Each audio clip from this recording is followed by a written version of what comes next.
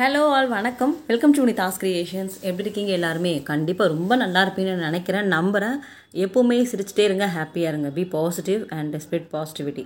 இன்றைக்கி என்ன விலாகுன்னு பார்த்தீங்கன்னா, ஆக்சுவலாக இந்த விலாக்லாம் எடுத்து தீபாவளி அன்றைக்கி எடுத்தது. அண்ட் தீபாவளிக்கு அதுக்கு முன்னாடி எடுத்த விலாக்லாம் அப்படியே இருக்குது, போட டைம் இல்லைங்க. அதனால் 1 by 1 நான் உங்களுக்கு போடுறேன். நீங்கள் எப்போ ஃப்ரீயாக இருப்பீங்களோ அப்போ அழகாக உங்கள் சோஃபாவில் படுத்துக்கிட்டு இந்த விலாகை பாருங்கள், ஓகேவா? இது வந்துட்டு தீபாவளி அண்ட் ஷஷ்டி அன்னைக்கு எடுத்த 2 days விலாக் தான் இது.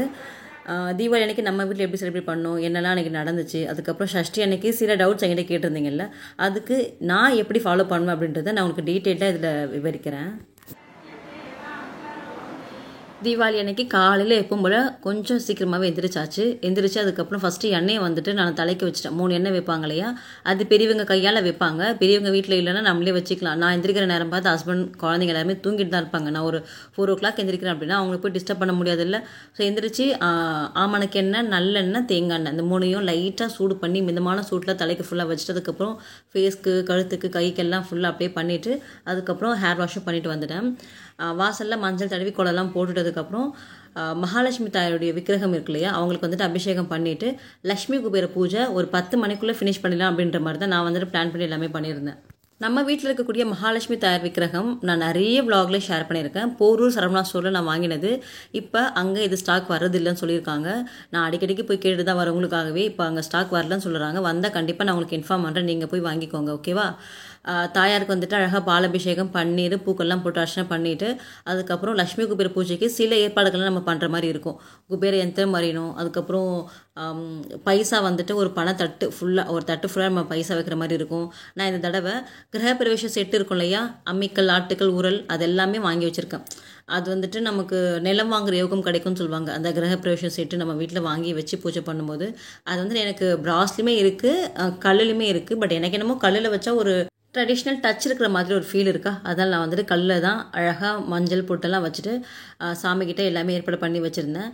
கலசம் வைக்கலான்னு பார்த்துருந்தேன். அதுக்கப்புறம் நம்ம ஷஷ்டிக்கு எப்படி கலசம் வைக்க தானே போகிறோம், சரி இன்றைக்கி வந்துட்டு வெறும் நம்ம தாயாருக்கு விக்கிரகம் மட்டும் வச்சு நம்ம பூஜை பண்ணிக்கலாம் அப்படின்னு சொல்லிட்டு மண் மேலே வெத்தலை வச்சு அதில் மஞ்சள், குங்குமம், தாயாரை உட்கார வச்சு அவங்களுக்கு வந்துட்டு இந்த 3 குட்டி வளையல் வரும் இல்லையா, சிட்டி காஜலு, அது அழகாக மாலை மாதிரி போட்டுட்டு இலையில் யந்திரம் வரைஞ்சிருந்தேன். மஞ்சள் மட்டும் பன்னீரில் கலந்து அதில் வந்துட்டு அழகாக அந்த எண்கள்லாம் போட்டு யந்திரம் வரைஞ்சாச்சு. உங்ககிட்ட குபேர யந்திரம் இருந்துச்சுன்னா நீங்கள் அப்படியே வச்சுக்கலாம். பட் நம்ம அது மேலே காயின் வைக்கணும், பூக்கள்லாம் வைக்கணும், நம்பர் மறையவும் கூடாது. சின்னது நமக்கு அந்த அளவுக்கு பத்தாது இல்லையா, அதனால் நீங்கள் வந்துட்டு வாழை இலையில் மஞ்சளால் நீங்கள் குபேர யந்திரம் வச்சிங்கன்னா இன்னும் அது வந்துட்டு பவராக இருக்கும். 3 படி இருக்கிற மாதிரி ஸ்டாண்ட் வச்சுருக்கேன். அதுக்கப்புறம் அம்மன் விக்கிரகம் வச்சாச்சு. ஃபோட்டோ வைக்கல. அம்மனுக்கு கீழே வந்துட்டு ஒரு தட்டு நிறைய ரூபா நோட்டுகள் வச்சுருக்கேன். நம்ம இந்த பூஜையில் என்னெல்லாம் வைக்கிறோமோ அதெல்லாம் நமக்கு ரெட்டிப்பாக கிடைக்கும் அப்படின்னு சொல்லுவாங்க. அதுக்கப்புறம் குபேர செட்டு இருக்கு இல்லையா, அது வச்சுருக்கேன். நிறைய பொருள் வீட்டில் என்னெல்லாம் மங்களகரமாக நிறைஞ்சது இருக்கோ அது எல்லாமே வச்சாச்சு. நான் எப்போவுமே வசியம் செய்யக்கூடிய பொருள்னு சொல்லிட்டு சில வச்சுருப்பேன். இந்த ஏலக்காய், கிராம்பு இதெல்லாமே நல்ல ஒரு வைப்ரேஷன் கொடுக்கக்கூடிய பொருள். இதெல்லாமே நம்ம வந்துட்டு லக்ஷ்மி குபேர பூஜையிலையும் மகாலட்சுமி பூஜையிலையும் வச்சு வழிபடலாம். காமதேனு வச்சுருக்கேன், விநாயகர் சிலை வச்சுருக்கேன், அதுக்கப்புறம் சங்கு வச்சுருக்கேன், கோமதி சக்கரம் இருந்தால் வைங்க.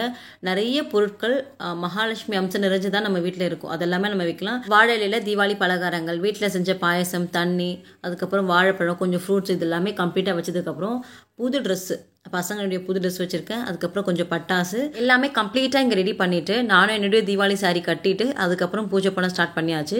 பசங்க, ஹஸ்பண்ட் எல்லாருமே தூங்கிட்டு இருந்தாங்க. அப்பா மட்டும் என் கூடவே எந்திரிச்சா, அவர் மட்டும் தான் இருந்தார், அவரும் என் கூட வந்து எந்திரிச்சிட்டாரு. ஸோ அவரும் நானும் மட்டும் பூஜை பண்ணி நிறைய பண்ணிட்டோம். அதுக்கப்புறம் 1 by 1 வந்தாங்க, எல்லாருக்கும் எண்ணெயை வச்சு அதுக்கப்புறம் தூபம்லாம் காமிச்சிட்டு அப்படியே தீபாவளி வந்துட்டு மெதுவாக ஹாப்பியாக குடும்பத்தோடு ஸ்டார்ட் ஆச்சு. குபேரர் தான் இழந்த செல்வங்களை மீட்கிறதுக்கு தீபாவளி அன்னைக்கு தான் மகாலட்சுமி நோக்கி எந்திரங்கள்லாம் வச்சு பூஜை பண்ணி மறுபடியும் மீட்டாரு அப்படின்னு சொல்லுவாங்க. அது ஒரு கதையுமே இருக்குது.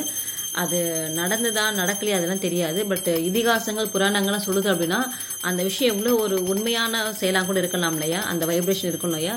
ஸோ அந்த நேரத்தில் நம்மளும் பண்ணும்போது கண்டிப்பாக நமக்கும் செல்வ வளம் வந்துட்டு பெருகும் அப்படின்னு சொல்கிறது இல்லை, நடக்கும். தீபாவளி அன்னைக்கு நம்ம வீட்டில் கண்டிப்பாக நான்வெஜ் எடுத்துருவோம். அதனால் நான் என்ன பண்ணுவேன்னா, பூஜையும் மிஸ் ஆகக்கூடாது, நான்வெஜ் எடுக்கணும், வீட்லேயுமே யாரையும் பகச்சிக்கக்கூடாது அப்படின்னு சொல்லிட்டு காலையில் ஒரு 10-10:30 அதாவது எல்லாரும் எந்திரிக்கிறதுக்குள்ளே நான் வந்துட்டு பூஜை பண்ணி எல்லாமே முடிச்சிடுவோம். ஈவினிங்கில் ஒரு 6 மணிக்கு போல் நீங்கள் வந்துட்டு இந்த பூஜை பண்ணுறது இன்னுமே சிறப்பு. பட் எனக்கு வந்துட்டு ஒரு சாட்டிஸ்ஃபேக்ஷன் எனக்கு வேணும். நான் பூஜை பண்ணி முடிச்சிட்டேன் அப்படின்னு ஐயோ பண்ணலையே அப்படின்ற மாதிரி அந்த பதத்தோடு நான் இருக்கக்கூடாது.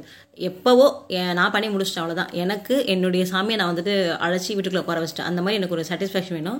ஸோ அந்த டைம் அதெல்லாம் நான் பார்க்க மாட்டேன். நான் பண்ணிடுவேன். ஓகேவா, நான் பண்ணி முடிச்சாச்சு. அதுக்கப்புறம் தாமரை பூ இருந்தது கிடச்சிது. அழகாக அம்மனுக்கு அதை படைச்சிட்டு அதுக்கப்புறம் அந்த தாமரை பூலேயே அம்மனுக்கு வந்துட்டு அர்ச்சனை பண்ணிவிட்டு அதுலேயே 108 போட்டிருக்கலாம் சொல்லி முடிச்சாச்சு.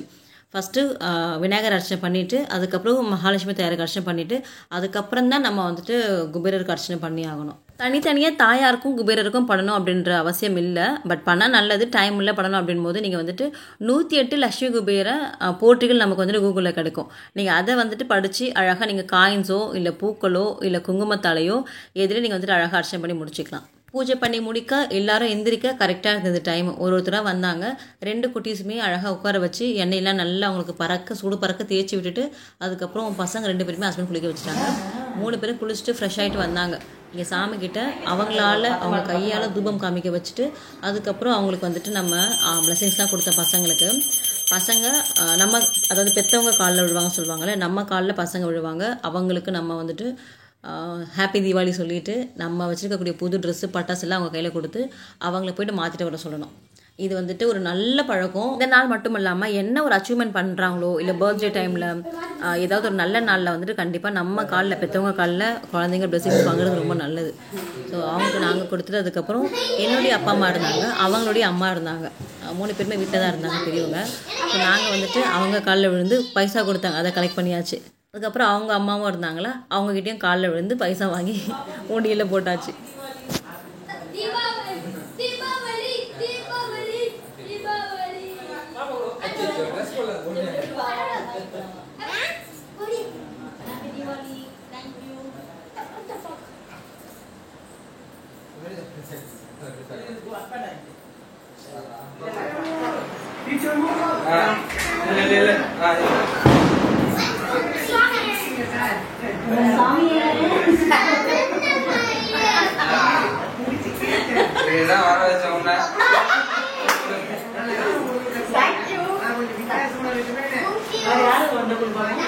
மழை வேறங்க, நல்லா மழை பெஞ்சிட்டே இருந்தது. எனக்கு என்னென்னா சாமி கும்பிட்டு முடிச்சாச்சு. அந்த போட்டிருக்கக்கூடிய ட்ரெஸ்ஸு புது ட்ரெஸ்ஸோடு போயிட்டு ஃபேமிலியாக ஒரு பட்டாசு வெடிக்கணும் இல்லையா சம்பிரதாயத்துக்கு, அதை மட்டும் பண்ணிட்டு வரணும் அப்படின்னு நினச்சிட்டே இருந்தேன். நல்ல வேளை லேசாக மழை வந்துட்டு விட்டு இருந்தது. டக்குன்னு எல்லாரும் கீழே போயிட்டு ஒரு 1000 வாழாவை வெடித்து அதுக்கப்புறம் சின்ன சின்ன பட்டாசுலாம் இருக்கும் இல்லையா, எனக்கு பெருசுலாம் கொஞ்சம் பயம். சின்ன சின்ன பட்டாசு இந்த பகல் நேரத்துலலாம் வெடிக்கக்கூடிய பட்டாசு எல்லாமே வெடித்து கொண்டாரு அப்படியே வந்துட்டு கீழே தீபாவளி செலிப்ரேட் பண்ணிக்கலாம்.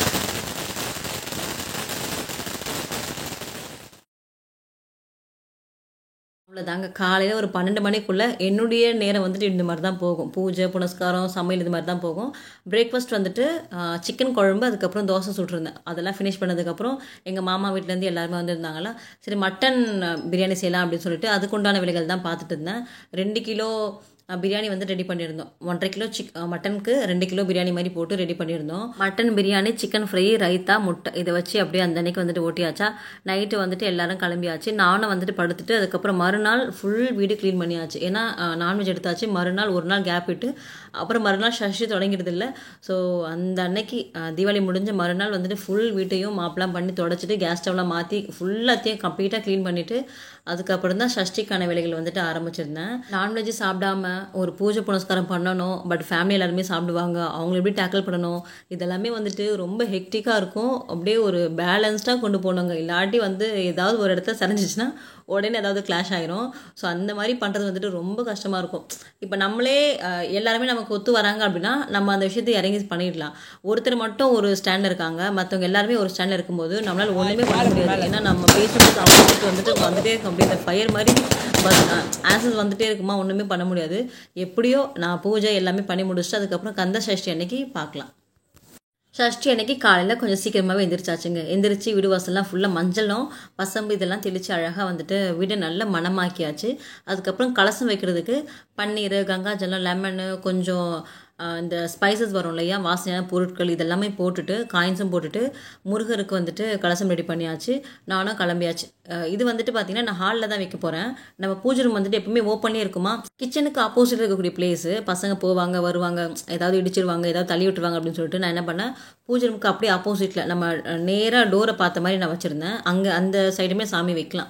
வள்ளி தெய்வ யானையோட முருகர் வந்துட்டு அழகாக இருக்கிற மாதிரி ஒரு திருத்தணி முருகன் படம் இருக்குது. அதை தான் வந்துட்டு நான் வச்சுருந்தேன். அதை வந்துட்டு அந்த கிரில்ல கட்டி விட்டுட்டு அதுக்கப்புறம் இந்த 3 லேயர் உடன் ஸ்டாண்டை வச்சு மேலே கோலம் போட்டு கலசம் நிறுத்தியாச்சு. கலசம் வைக்கிறதுக்கு கீழே வந்துட்டு கொஞ்சம் அரிசி வெத்தலை மஞ்சள்லாம் போட்டு அழகாக நிறுத்தியாச்சு. கலசம் நிறுத்திட்டிங்கன்னா அதை ஷேக் பண்ணவே கூடாது, அது அப்படியே தான் இருக்கணும். இந்த விஷயங்களை நீங்கள் டெய்லி விலாகில் பார்த்துருந்துருப்பீங்க. நாளைக்கு சூரசம்ஹாரம், மறுநாள் திருக்கல்யாணம். இந்த 5 நாள் நம்ம விரதம் இல்லாதவங்க நாளைக்கு ஒரு நாள் விரதம் இருந்துக்கலாம். 5 நாள் இருக்கக்கூடிய விரத பலனை நாளைக்கு ஒரு நாள் கண்டிப்பாக நமக்கு கொடுக்கும்னு சொல்லுவாங்க. காலையில் அதாவது கலசம் வைக்க போகிறீங்கன்னா ஒரு நாள் கலசம் வைக்கலாம், தாராளமாக வைக்கலாம். காலையில் சீக்கிரம் எழுந்திரிச்சு இந்த பிரம்ம முகூர்த்தத்துலேயே நீங்கள் கலசம் வைக்க ரெடி பண்ணிடணும். கலசம் வச்சிடணும். வச்சுட்டு விளக்கேற்றி சாமி கும்பிட்டு உங்கள் ஃபாஸ்டிங்கை ஸ்டார்ட் பண்ணிடணும். முருகர் முன்னாடி சரவணபவ கோலம் போட்டு ஷட்கோண தீபம் ஏற்றி வெத்தலை தீபம் நீங்கள் வந்துட்டு போடலாம் அந்த அன்னைக்கு. அதுக்கப்புறம் 3 நேரம் நீங்கள் வந்துட்டு பட்டினி விரதமாக இருக்கலாம். அதெல்லாம் உங்களுடைய உடம்பை பொறுத்து. ஒரு நேரம் சாப்பிட்லாம், 3 வேளை வந்துட்டு சாப்பிடாமல் இருக்கலாம். இல்லாட்டி பால் பழம் விரதம் எடுத்துக்கலாம், இளநீர் விரதம் எடுத்துக்கலாம், ஃபுல் டே ஃபாஸ்டிங் இருக்கலாம். ஈவினிங் வந்துட்டு நம்ம சூரசம்ஹாரம் பார்த்து வீட்டில் சாமி கும்பிட்டு இல்லையா, அப்போ நீங்கள் நிறைவு செஞ்சுக்கலாம். அது எப்படியோ உங்களுக்கு தோணுதோ நீங்கள் அந்த மாதிரி ஃபாலோ பண்ணிக்கோங்க. முருகருக்கு வந்துட்டு 6 பொருளை கொண்டு அபிஷேகம் பண்ணிவிட்டு அதுக்கப்புறம் தீபம் ஏற்றி உங்கள் ஃபாஸ்டிங்கை நீங்கள் ஸ்டார்ட் பண்ணிவிட்டு ஈவினிங் வந்துட்டு நமக்கு சூரசம்ஹாரம் டிவியில் போடுவாங்க, லைவ் டெலிகாஸ்ட் பண்ணுவாங்க. சூரசம்ஹாரம் பார்த்து முடிச்சதுக்கப்புறம் ஃபாஸ்டிங் இருக்கிறவங்க ஹேர் வாஷோ இல்லாட்டி மேலுக்கு மட்டும் நம்ம குளிச்சுட்டு வீடு தொடச்சி சாமிக்கு நம்மளால் முடிஞ்ச பிரசாதம் செஞ்சு வச்சு மறுநாள் திருக்கல்யாணம் உங்கள் வீட்டுக்கிட்ட கோவிலில் வந்துட்டு நோட் பண்ணிக்கோங்க. ஃப்ளெக்ஸ்லாம் வச்சுருப்பாங்க, அதில் தெரிஞ்சிருக்கும் எப்போ பண்ணுவாங்க அப்படின்ட்டு. திருக்கல்யாணம் பார்த்துட்டு சாமிக்கு கல்யாண விருந்து படையல் போட்டு அழகாக நம்ம பூஜை நிறைவு செஞ்சுக்கலாம். மறுநாள் புதன்கிழமை வந்துட்டு கலசம் வச்சுருக்கீங்கன்னா மறுநாள் காலையில், அதாவது புதன்கிழமை வெனஸ்டே காலையில் நம்ம வந்துட்டு கலசத்தை பிரிச்சுக்கலாம். எப்பவும் போல் கலசத்தை நீ வீட்டில் தெரிஞ்சுக்கோங்க.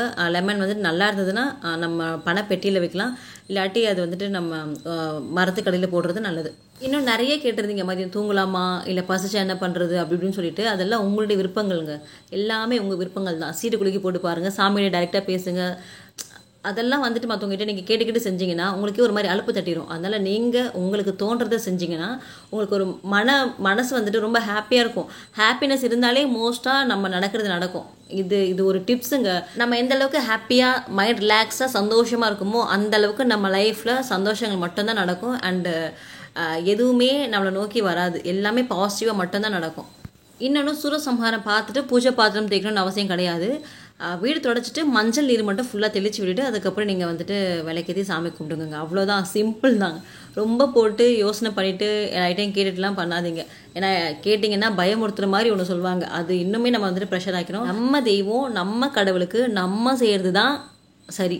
அது என்னவா வேணா இருக்கட்டுமே, நம்ம பண்ணுறது தான் சரி. அந்த மாதிரி ஒரு மைண்ட் செட்டில் பண்ணி நீங்கள் பண்ணுற விஷயத்த சரிதான் அப்படி நினச்சி பண்ணிங்கன்னா அது சரியாக போகும். இல்லை இது தப்பு, இல்லை அப்படின்னு டவுட்டாக நினச்சிங்கன்னா அது கண்டிப்பாக தப்பாக தான் முடியும். ஸோ உங்கள் வேண்டுதல்கள் முருகருக்கு அதில் கண்டிப்பாக விழுந்திருக்கும். அவர் உங்களுக்கு என்ன நல்லது நடக்கணும், என்ன மாதிரி அவர் உங்கள் லைஃப்பில் பண்ணணும்னு நினைக்கிறாரோ அது கண்டிப்பாக பண்ணுவார். அவர் பண்ணுறது எப்போவுமே நமக்கு தப்பாக போகவே போகாது, எல்லாமே நல்லதாக தான் நடக்கும்.